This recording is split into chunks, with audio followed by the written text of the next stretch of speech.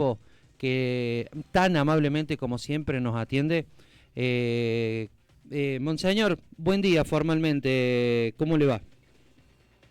Buenos días, un saludo a todos ustedes y a la audiencia ahí en Arroyito. Diego y Cristian lo saludan y bueno, lo escuchamos. ¿Qué nos tiene para decir? ¿Qué mensaje nos puede decir después del fallecimiento del Papa Francisco? Bueno, realmente yo me he enterado esta mañana por un colega de ustedes que me llamó y que me dio la noticia porque realmente no lo sabía. La primera es la sorpresa. Ayer lo vimos en la televisión o en las redes después de haber dado la bendición Urbi et Orbi, la bendición típica de Pascua. Se lo veía muy desmejorado como las veces anteriores, aunque digamos, sí, se lo veía así, que estaba como haciendo un esfuerzo muy grande, pero dio la bendición desde el balcón.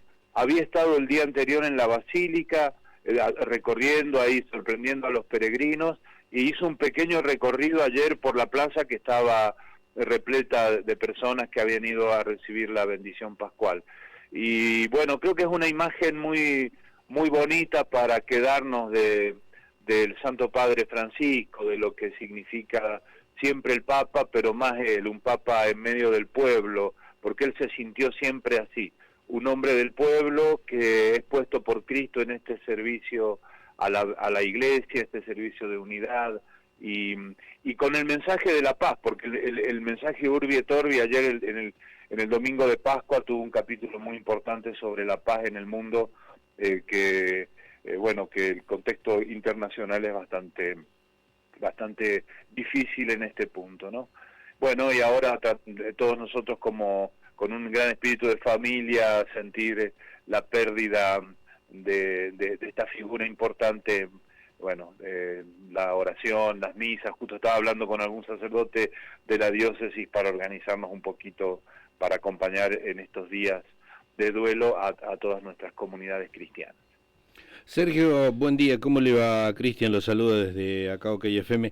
Quería preguntarle, definitivamente el Papa Francisco fue quien le dio un giro a la Iglesia Católica.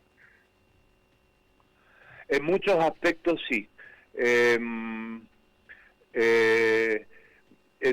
Digamos, por su forma de ser, además, el hecho mismo de que haya sido elegido, es el primer Papa jesuita, pero también el primer Papa que proviene del tercer mundo, de América Latina. También el primer Papa que llega a ser obispo de Roma después de haber sido obispo en una de las megalópolis del tercer mundo, que como todos sabemos reúnen el progreso de punta y también las situaciones de pobreza, de subdesarrollo más grandes, ¿no?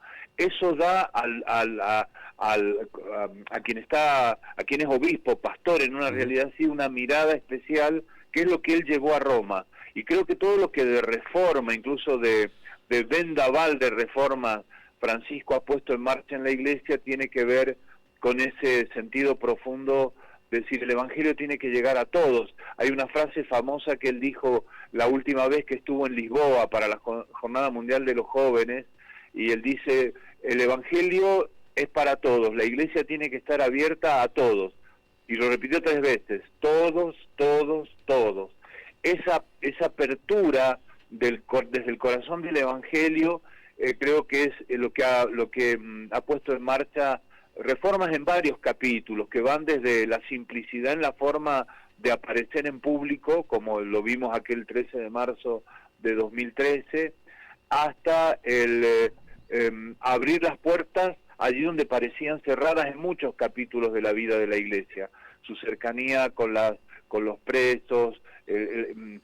Fíjese que la única salida que tuvo durante Semana Santa fue no faltar a la cita de todos los Jueves Santos a una prisión de Roma.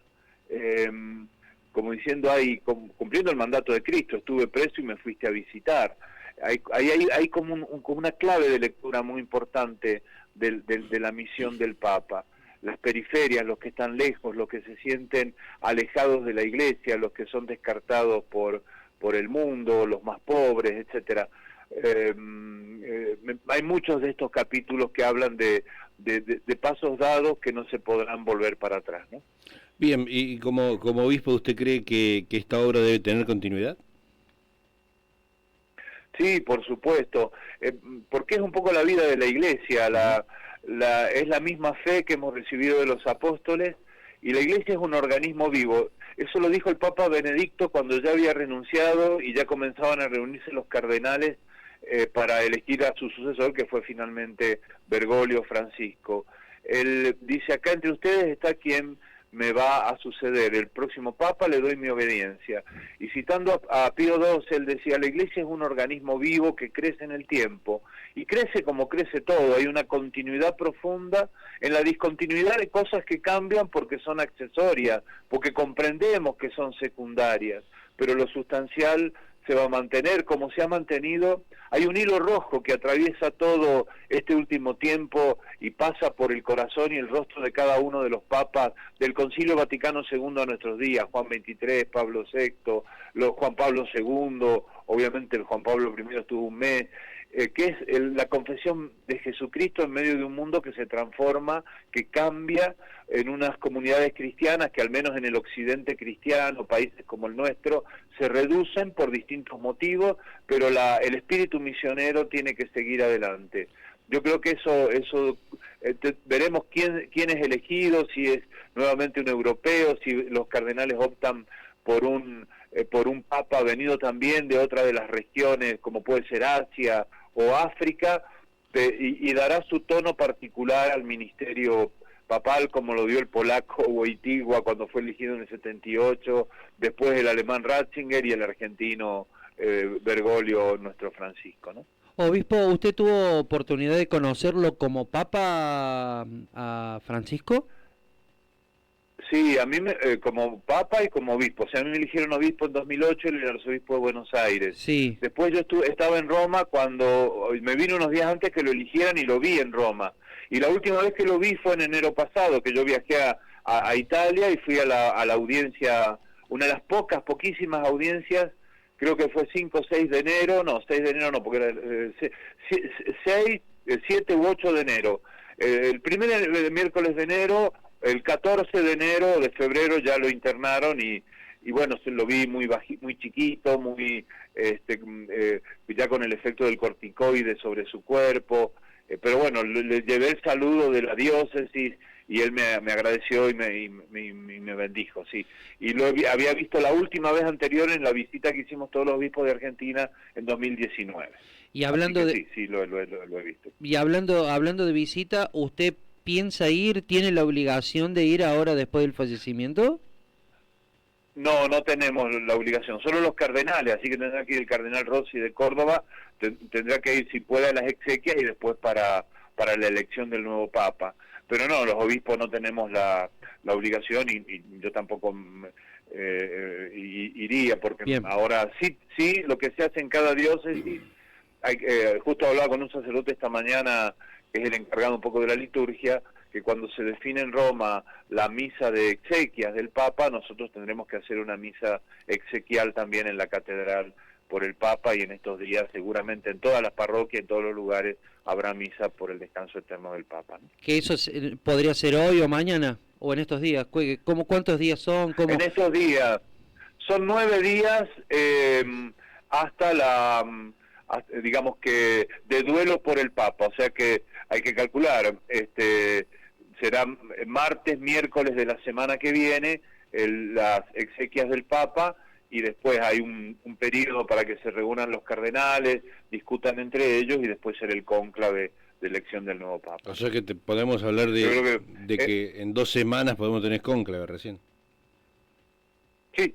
Sí, yo le iba a decir que el fin de enero nos va a encontrar con un nuevo Papa seguramente, ¿no? Fin de mayo. ¿Qué estoy diciendo enero? Mire que estoy todavía empezando el año. Fin de mayo. No, porque acaba de hablar de enero, capaz que le haya quedado, sí, obispo, esa frase. Me quedó, sí.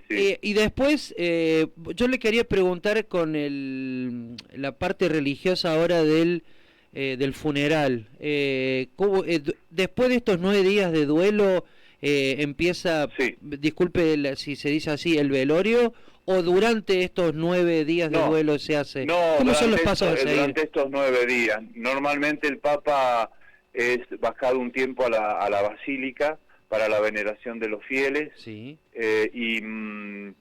Bueno, si bien la misa exequial, y él ha pedido ser sepultado, y creo que ya han hecho su sepulcro, no en la Basílica de San Pedro, que es el lugar tradicional Sí. de donde están sepultados los papas, sino en la Basílica de Santa María la Mayor, por la devoción tan grande que él le tenía a la Virgen, ¿no? Así que ahí estará su sepultura. Y una vez que empiece el cónclave, no hay días, no hay un límite como para decirte a los 2 días, No. es hasta que se pongan de acuerdo. No, lo que está regulado es que cómo se hacen las votaciones, se hacen 4 votaciones por día, Sí. y no recuerdo bien si al cabo de tantos días de hacer esas votaciones regulares no hay un electo, se tiene que tomar un día de meditación y volver otra vez al proceso. Pero los últimos papas han sido elegidos rápidamente, Sí. 1 o 2 días, no más. Obispo, ¿usted tiene algún pronóstico de quién podría llegar a ser? ¿O algún nombre? Más allá de lo que dijo Sí. recién. No, sinceramente no. Por supuesto que en este tiempo en que el Papa estuvo muy enfermito, vienen nombres y se pone en marcha todo el proceso, sin duda, ¿no? Pero no, y no quisiera tampoco en estas horas aventurar nada, dejar que nos sorprenda el Espíritu Santo. Bueno, de nuestra parte, muchísimas gracias. Yo quería antes de despedirnos con un mensaje final para donde esté el querido Francisco y bueno, para los fieles que estén escuchando la radio a esta hora, obispo. Gratitud a Dios por este don tan grande que fue el Papa Francisco, que nos deja un modo muy concreto de anunciar el Evangelio. Una iglesia en salida, una iglesia que con alegría anuncia el Evangelio y que lleva ese consuelo de Cristo, sobre todo a los más pobres, a los más heridos. Y a la iglesia diocesana una invitación a unirnos en oración como familia, porque ha muerto nuestro Padre y tenemos que rezar por él, y cada uno tendrá que pensar que nos ha dejado en herencia como creyentes, como discípulos de Jesús, ¿no? Él que ha dado un testimonio tan grande de amor a Cristo, a la Virgen, a los pobres, ¿no? Muchísimas gracias. Gracias a ustedes, gracias, bendiciones. Gracias. Bendiciones, que tenga buen día. Gracias, Sergio, buen día. Vamos a rezar por él, como él reza por nosotros. Francisco. Bueno, antes de cortar la grabación, creo que él siempre pidió que rezaran por él, ¿no? Así que qué mejor que honrarlo de esa manera. Y hagan lío. Y hagan lío, sí, señor. ¿Te acordás? Sí. Negrito. Sí, señor.